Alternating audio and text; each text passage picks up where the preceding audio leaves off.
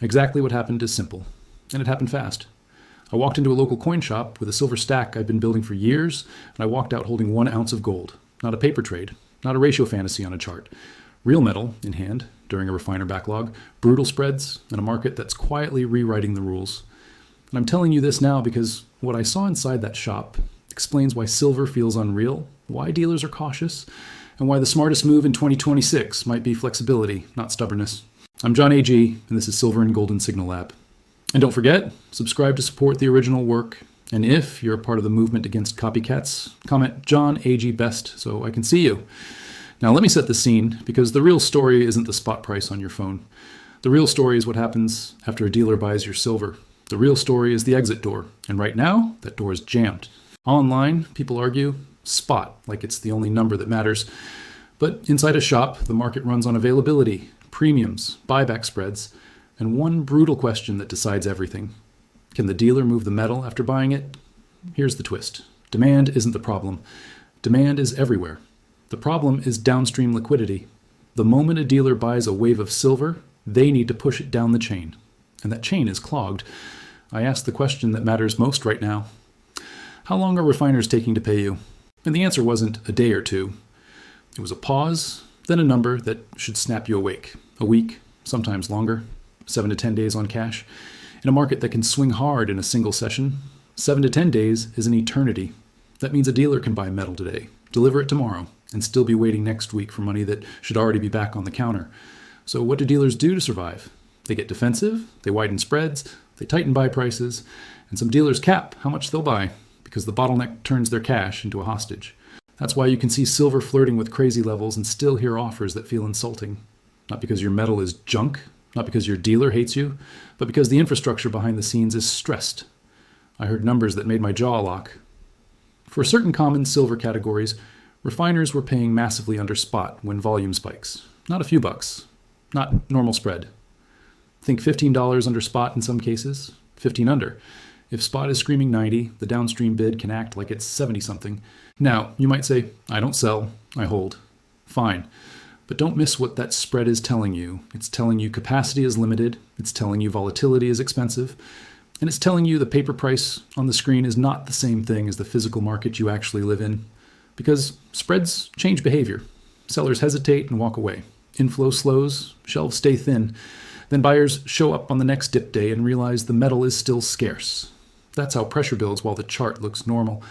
So while the internet screams predictions, the physical market whispers something scarier. We need metal, and we can't move it fast enough. Now add the second accelerant, taxes. People underestimate taxes because they think price is the only force that moves buyers, but a tax can move behavior faster than any pattern.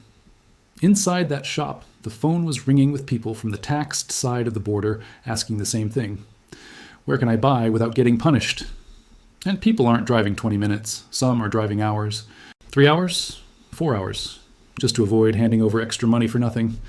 And this matters because taxes don't just cost you today. They redirect demand, drain local inventory, and create hotspots where metal disappears faster. And don't assume it can't happen near you.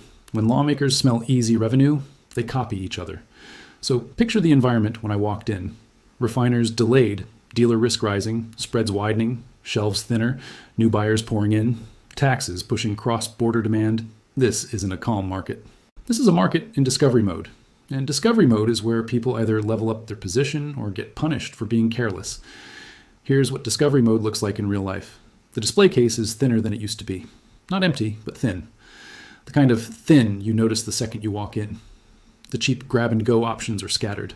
A few tubes here, a handful of singles there, and a lot of space where there used to be rows. And when you ask the simple question, what do you have in the back? You don't get the old confident answer. You get hesitation, a quick glance, a calculated response. That hesitation is everything. Because in a normal market, dealers know replenishment is easy. They know they can call a distributor, click a button, and restock. But right now, even the back room is being rationed. 1 tube saved for a regular, a few ounces held back for the next rush. A dealer running inventory like it's wartime, not retail. Then you watch the customers. You still get the veterans, the people who already know weights and premiums and don't waste time. They walk in, ask one question, and buy with purpose. But the new crowd is different. They walk in slowly. They scan the case like they're looking for a life raft, and they say the same line almost word for word. I don't know anything about silver, but I want to buy some. That sentence is a signal flare. It means the market is moving from early adopters to late arrivals. It means the conversation has left the niche and entered the mainstream. And when that shift happens, supply doesn't magically expand, it tightens. Because late arrivals don't buy 1 ounce to learn. They buy 10 ounces to feel safe. They buy a tube because they're scared. They buy whatever is left because they don't want to come back and see nothing. And that behavior feeds the next layer of chaos. On red days, buyers show up. On green days, sellers show up. That creates a loop. Metal floods in on spikes, dealers shove it toward refiners choke, payouts slow, dealers tighten up, and then the next dip arrives, and the shelf is still thin because the pipeline never cleared. This is why the spread is such a big deal. A wide spread is not just a fee, it's a warning label. It's the market admitting there's risk between the moment a dealer buys your silver and the moment they get paid for it. And when that risk grows, dealers protect themselves. They'll still buy, but they'll buy like a chess player, not like a cashier. They'll change their bid depending on the form of your silver. Recognizable rounds? Better bid? Weird stuff? Worse bid? Tarnished odd pieces? They don't even want it. And if you're bringing in volume, they might not say no, but they'll slow roll you. They'll buy a little today, a little tomorrow, because they can't afford to be stuck with a mountain of metal while the refiner is moving like molasses. Now you're probably thinking, John, if silver's that tight, why trade any of it for gold? Because in chaotic markets, optionality matters, portability matters, and the real ratio matters. Most people treat the gold to silver ratio like a clean math problem. Divide one number by another and call it a day. But in the real world, you don't trade spot for spot. You trade physical for physical through a business that has to survive. So I asked the dealer something very specific. If I bring you clean, consistent, recognizable 1 ounce rounds, how many does it take for 1 ounce of gold today, right now? I chose simple silver, easy to count, easy to test, easy to move. And I chose a gold coin that's widely recognized and easy to resell anywhere, because liquidity is the whole point. Then we ran real numbers, not internet numbers. Gold was sitting in the mid-4,000s. Silver rounds were being bought in the mid-80s. And when you apply the real-world friction, the swap landed just above 50 ounces of silver for 1 ounce of gold. That's not a theory. That's a stack you can hold in both hands, turning into a coin you can hide in your palm. And when the dealer started counting the rounds, the sound was almost hypnotic. 1 clink at a time, each clink is an ounce leaving your pile. And your brain starts firing questions you didn't ask for. What if silver rips higher next week? What if gold stalls? What if this timing was wrong? That mental noise is normal. But here's the truth that cut through it. I didn't trade my whole stack. Not even close. I traded a portion. Because I still believe silver can shock people again. I still believe it has fuel left. But I also believe that when a ratio compresses this hard, you don't ignore the chance to convert some bulk into flexibility. This was a flexibility trade. And I want you to understand the part that most people skip, because this is where bad trades happen. The internet loves clean numbers. People will tell you, gold is this, silver is that, so the trade is simple.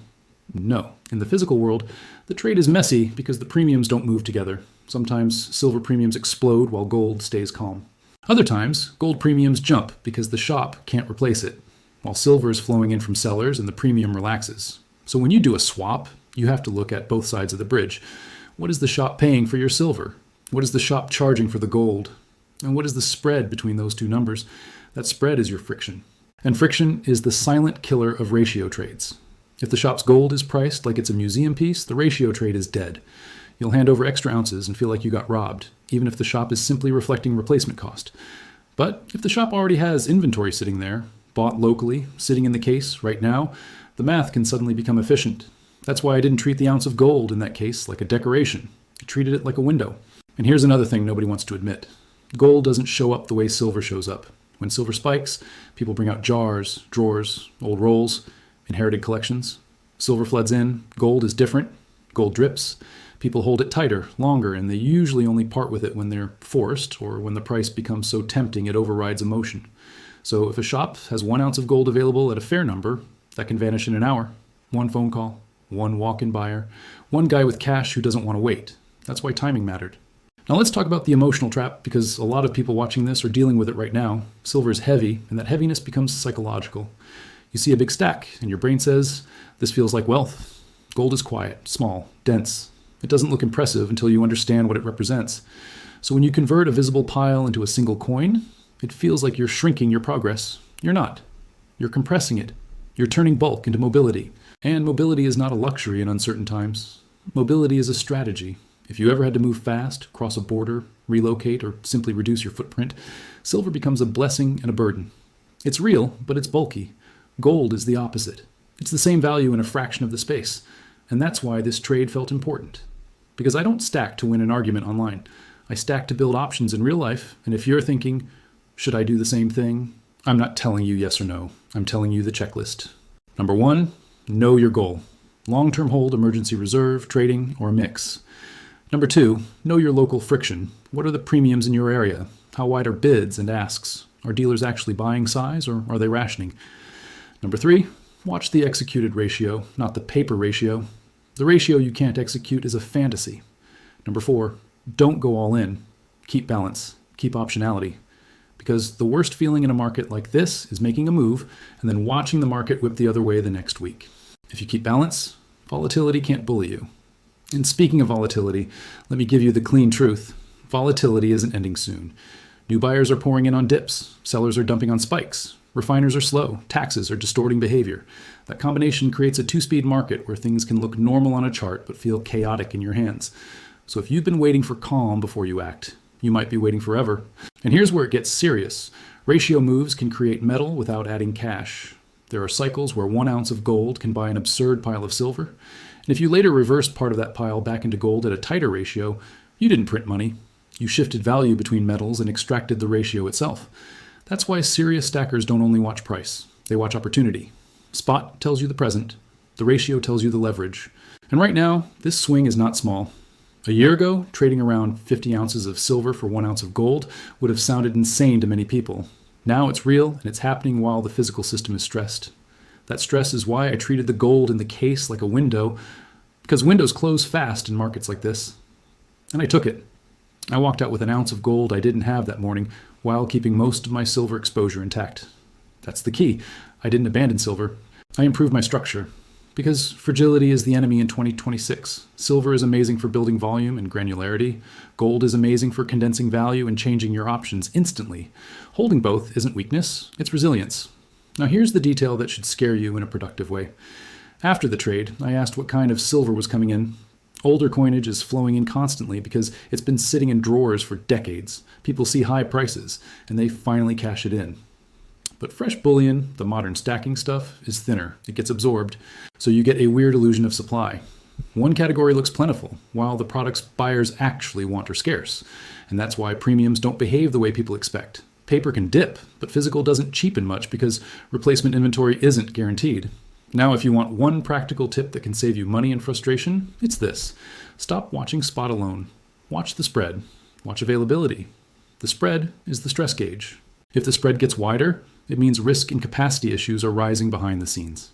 And yes, that can set up violent moves, because when sellers refuse low bids, inflow slows, shelves thin out, and pressure comes back. So if your dealer says, not today, don't assume it's personal. It can be survival. Because if a dealer buys too aggressively and the price dumps before they get paid, they can go under. Now here's the cliffhanger, and this is the part I want you to remember. Stressed markets don't calm down smoothly. They swing. We can hit 100 and keep going. We can hit 100 and snap back hard. We can chop sideways and exhaust everyone while the ratio keeps shifting in the background. The goal is not perfection. The goal is position. That's why I made the move I made. Now I want to hear from you. If you had to choose today, right now, would you rather hold more ounces or more portability? Heavy stack or dense coin? And second, if silver tags 100 and pulls back hard, are you buying that dip or are you tightening your structure and taking some wins? Drop your answer below because your answer reveals how you see risk in 2026. That's why I'm watching dealer behavior like a hawk, because it reveals truth before headlines do today. And if metals or any move you made helped you level up, share one sentence about what worked. People need real examples when the noise gets loud. One last reminder, subscribe to support the original work. And if you're part of the movement against copycats, comment John A.G. Best so I can see you. Take care of yourselves, take care of each other, and I will see you in the next video soon.